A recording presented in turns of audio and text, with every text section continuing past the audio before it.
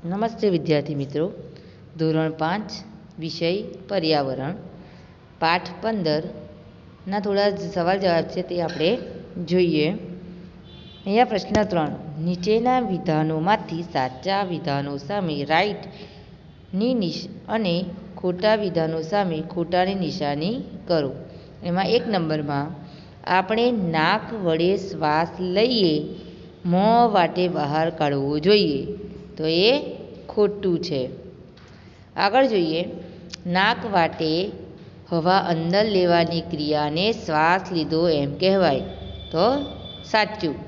Number 3, કઠિયારો ઠંડીમાં હવાને ગરમ કરવા તેના પર જોરથી ફૂંક મારતો હતો, સાચું. નંબર 4, ફૂંક મારવાથી ગરમ વસ્તુ ઠંડી અને ઠંડી વસ્તુ ગરમ થાય છે, સાચું. નંબર 5, ઠંડી હવા ભારે અને ગરમ હવા હલકી હોય છે, સાચું. નંબર 6, થોડા સમય દોડ્યા પછી તરત 1 મિનિટમાં થતા શ્વાસ ઉચ્છવાસની ગણતા તે સામાન્ય સ્થિતિમાં થતા શ્વાસોચ્છ્વાસ કરતાં ઓછા હોય છે, ખોટું. નંબર 7, મોંથી ફૂંક મારતા નીકળતી હવામાં વરાળ હોય છે, સાચું.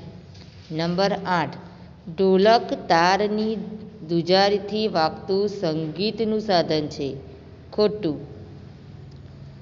નંબર 9, વાંસળી મોંની ફૂંક વડે વગાડવામાં આવતું સંગીતનું સાધન છે, સાચું. હૃદયના ધબકારા માપવા થર્મોમીટર સાધન વપરાય છે, ખોટું. બરાબર. હવે આપણે આગળ પ્રશ્નોના જે જવાબ છે 1-2 માર્ક્સના એ આપણે જોઈએ. પ્રશ્ન નંબર 1, શ્વાસ એટલે શું? તો નાક વાટે અંદર લેવાતી હવાને શ્વાસ કહે છે. નંબર 2, ઉચ્છ્વાસ એટલે શું?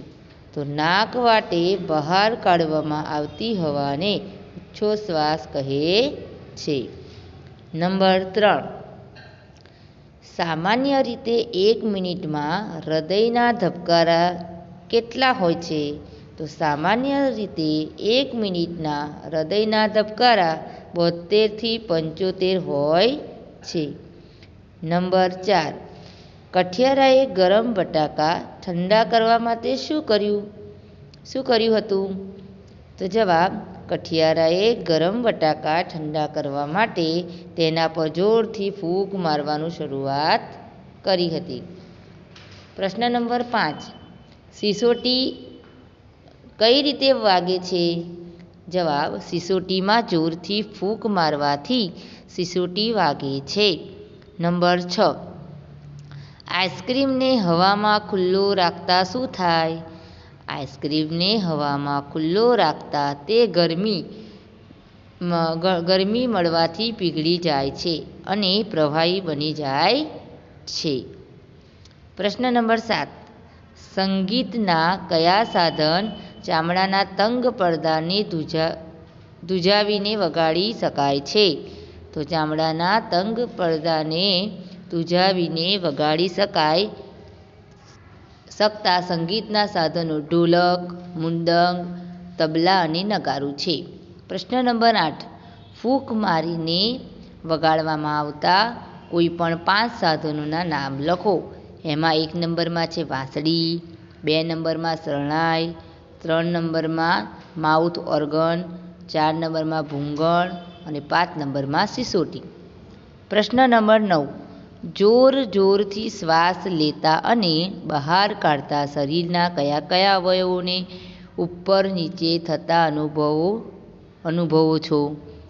તો જવાબ છે, જોરથી શ્વાસ લેતા અને બહાર કાઢતા શરીરના છાતી અને પેટના અવયવ ઉપર નીચે થતા અનુભવો છો.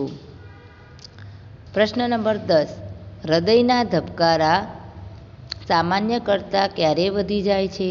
આપણે જ્યારે વ્યાયામ કરીએ છીએ, દોડીએ છીએ કે રમતો રમીએ છીએ ત્યારે હૃદયના ધબકારા સામાન્ય કરતાં વધી જાય છે. હવે 1-2 માર્ક્સના પ્રશ્ન જે છે તે પણ આપણે જોઈએ. કે ગરમ ચા હવામાં ખુલ્લી રાખતા કેમ ઠંડી થઈ જાય છે? તો ગરમ ચા આજુબાજુની હવાની સરખામણીમાં ગરમ છે. આથી ગરમ ચાની ગરમી એટલે કે ઉષ્મા આજુબાજુની પ્રમાણમાં ઠંડી હવામાં પસરી જાય છે. પરિણામે ગરમ ચા ઠંડી પડે છે. પ્રશ્ન નંબર 2. આપણા મોંમાંથી ફૂંકવામાં આવેલી હવા અરીસા પર કાઢતા અરીસો ભેજવાળો અને ઝાંખો કેમ બને છે? જવાબ: આપણા મોંમાંથી ફૂંકવામાં આવેલી હવા ગરમ છે અને અરીસો ઠંડો છે. આપણે જે ગરમ હવા ઉચ્છ્વાસમાં કાઢીએ છીએ તેમાં વરાળ હોય છે. જ્યારે તે ઠંડા અરીસામાં સંપર્કમાં આવે છે ત્યારે નાના પાણીના બિંદુમાં ફેરવાઈ જાય છે, જે કાચને ભેજવાળો અને ઝાંખો બનાવે છે.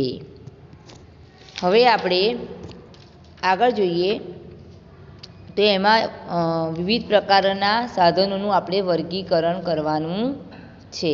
તેમાં 1 નંબરમાં મોઢાથી ફૂંક મારવાથી વાગતા સાધનો કયા કયા છે? તો એમાં વાંસળી, મુરલી, બીન, પાવો, વાજુ, શરણાઈ અને ભૂંગળ.